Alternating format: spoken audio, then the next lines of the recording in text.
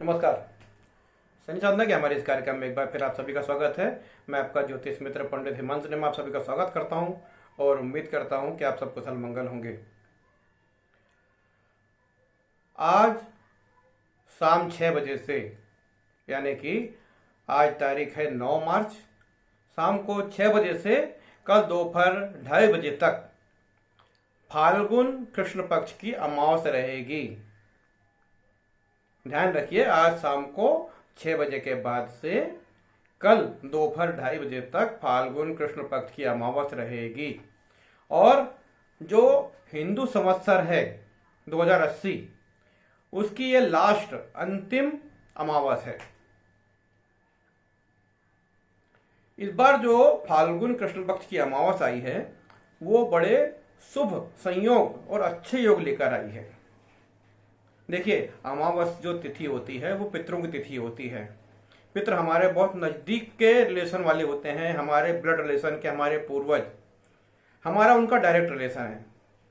जब तक हमारे पितर प्रसन्न नहीं होंगे, हमारे जीवन में प्रसन्नता नहीं आएगी, हमारे जीवन में समृद्धि नहीं आएगी।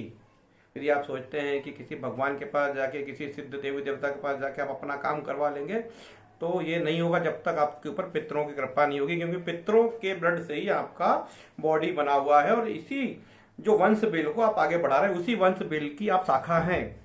इसीलिए हर अमावस्या के दिन पितरों की तिथि आती है। अमावस्या होती है पितरों की तिथि। इस अमावस्या के दिन हमें अपने पितरों के नाम से तर्पण करना चाहिए। इस बार जो फाल्गुन कृष्ण पक्ष की अमावस्या आई है वो शुभ संयोग लेके आई है, क्योंकि सर्वार्थ सिद्धि योग, पूरे दिन सर्वार्थ सिद्धि योग है। सर्वार्थ सिद्धि योग मतलब ये है कि आप भगवान शिव का नाम लेके, अपने गुरु का नाम लेके यदि कोई काम करते हैं, ये काम का संकल्प लेते हैं, तो वो काम, वो संकल्प सिद्ध होगा। इसलिए इसको बोलते हैं सर्वार्थ सिद्धि योग। सर्वार्थ सिद्धि योग मतलब सुबह से, यानी अर्ली मॉर्निंग से, ब्रह्म मुहूर्त से अगले दिन सुबह तक, अगले दिन सुबह ब्रह्म मुहूर्त तक सर्वार्थ सिद्धि योग रहेगा। इसके अलावा साध्य योग। साध्य योग मतलब यह है कि इसमें हम कोई काम करने का प्रयास करें तो वो काम सफल हो जाएगा, साध्य योग बोलते हैं। ये साध्य योग भी ब्रह्म मुहूर्त से दोपहर 3:30 और 4 के बीच तक रहेगा साध्य योग। इसके अलावा जो पूर्व भाद्रपद नक्षत्र है, गुरु का नक्षत्र, ये भी पूरा दिन भर रहेगा। यानी कि इस बार जो फाल्गुन कृष्ण पक्ष की अमावस्या रहेगी वो गुरु का नक्षत्र पूरा भाद्रपद रहेगा। इसमें आप कोई भी दान करते हैं, जप करते हैं, तो इसमें आपके गुरु की कृपा आपको निश्चित रूप से मिलेगी। इसके अलावा जो सबसे बड़ा योग है वो ये है कि शिववास, भगवान शिव और पार्वती का वास पृथ्वी पर रहेगा। अमावस्या तिथि में भगवान शिव का स्मरण, भगवान शिव का जप ही सर्वश्रेष्ठ फल देता है। अंधकार और जो काल रात्रि होती है अमावस्या में, सब जो चंद्रमा है वो छुप जाता है, चंद्रमा का बल कम हो जाता है। तो चंद्रमा के बल को कौन देता है? भगवान भोलेनाथ। और इस अमावस्या को अर्ली मॉर्निंग से दोपहर 2:30 बजे तक शिववास पृथ्वी पर रहेगा। यानी कि आप दोपहर तक भगवान शिव का रुद्राभिषेक करेंगे तो निश्चित रूप से भगवान शिव और पार्वती जी आपके अभिषेक को ग्रहण करेंगे और आपको आशीर्वाद देंगे। तो कल सुबह से, अर्ली मॉर्निंग मतलब सुबह 4:45 बजे से स्नान दान का मुहूर्त प्रारंभ हो जाएगा। आप जल्दी से सुबह उठ के स्नान कीजिए, ध्यान कीजिए और सुबह 6, 6:30 के बीच में, 6:30 7 के बीच में जो भी दान है, गाय को चारा दान करते हैं चारा दान कीजिए, गरीबों को कुछ देते हैं वो दान कीजिए। लेकिन एक चीज ध्यान रखिए कि इस बार क्या दान करना है। रविवार का दिन है और रविवार के दिन फाल्गुन कृष्ण पक्ष की अमावस्या आई है।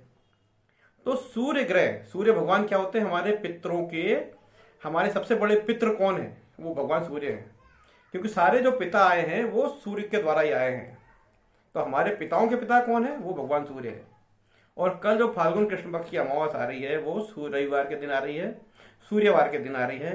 तो हमको सूर्य से जुड़ी हुई वस्तुओं का दान करना चाहिए, जैसे है गेहूं है, गुड़ है, तांबा है, ये सब चीजें हम दान कर सकते हैं। गरीबों को तांबे का पात्र या कलश दान कर सकते हैं, गेहूं दान कर सकते हैं, गुड़ दान कर सकते हैं, गुलाब के फूल भगवान शिव को अर्पण कर सकते हैं, तांबे के लोटे से भगवान शिव को अभिषेक कर सकते हैं।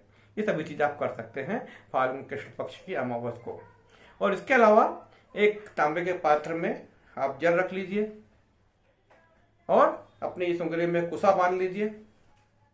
इसके बाद तांबे के जल में आप सफ़ेद फूल और काले तिल डालिए और उसके बाद इस तरीके से आप तर्पण कीजिए अपने पितरों का नाम लेके, अपने नाम गोत्र बोल के, अपने जितने भी पितर आपको याद आते हैं, माता पक्ष के, पिता पक्ष के, जो मान लो कि आपके पितृ पक्ष में आपको लगता है कि भाई तीसरी चौथी पीढ़ी में अपने को किसी का नाम याद नहीं आ रहा है, तो आप क्या बोल सकते हैं उनको? ब्रह्मा, विष्णु, महेश। यानी यदि कोई पुरुष व्यक्ति है जो तीसरी चौथी पीढ़ी में अपने को नाम याद नहीं आया तो ब्रह्मा करके आप उसको तर्पण कर सकते हैं, विष्णु करके तर्पण कर सकते हैं, महेश करके तर्पण कर सकते हैं। और मातृ पक्ष में, स्त्री पक्ष में कोई तीसरी चौथी पीढ़ी में आपको किसी महिला का नाम याद नहीं आता है तो गंगा, यमुना, सरस्वती बोल के आप तर्पण कर सकते हैं। ऐसा अंगूठे से आप तर्पण कीजिए। और संध्या काल के समय, जैसे कल अमावस है, संध्या काल के समय दक्षिण दिशा में दीपक अवश्य जलाइए। दक्षिण दिशा होती है पितरों की दिशा। जैसे अमावस होती है, पितर आपके धरती में आ गए। धरती में आने के बाद में आपने उनको जो भी घर में खाना बना, भोग बना, वो लगाया, भोग दिया, उनको दान जो उनके निमित्त दान था वो दिया, उनको जल दिया। देखिए पितरों को जल की बहुत आवश्यकता होती है, ध्यान रखिएगा। और जब वो जाते हैं शाम को, क्योंकि शाम को 6 बजे अमावस खत्म हो जाएगी, सॉरी दोपहर में 2 या ढाई तीन बजे के आसपास अमावस खत्म हो जाएगी। तो उसके बाद संध्या काल के समय पितृ अपने लोक को जाते हैं, तो उस समय दक्षिण दिशा में आप दीपक जलाते हैं। अपने घर की दक्षिण दिशा में आप दीपक जलाइए और वहाँ पर पानी जरूर रखिए और अपने पितरों को नमन कीजिए कि आप आए हैं, वेलकम, आप जा रहे हैं, तो अब हमारे ऊपर आशीर्वाद रखिए, कृपा बनाइए, फिर आइए और हमारे परिवार पे, हमारे जो आपके बच्चे हैं, हम आपके सभी बच्चे हैं, तो हम पर कृपा बना के रखिए। ऐसा करने से पितर प्रसन्न होते हैं। और कोई बड़ा तामझाम वाली बात नहीं, बिल्कुल सिंपल छोटा सा काम है। जल का पात्र रखना है, काले तिल रखना है, एक सफ़ेद फूल रखना है और इस तरीके से अपना नाम ले लेकर दान करना है। अपने कुल देवी देवता का नाम याद रख लो, अपने नाम का गोत्र याद रख लो। गोत्र याद नहीं है तो कश्यप गोत्र बोल दो, क्योंकि हम सभी कश्यप ऋषि की संतान हैं।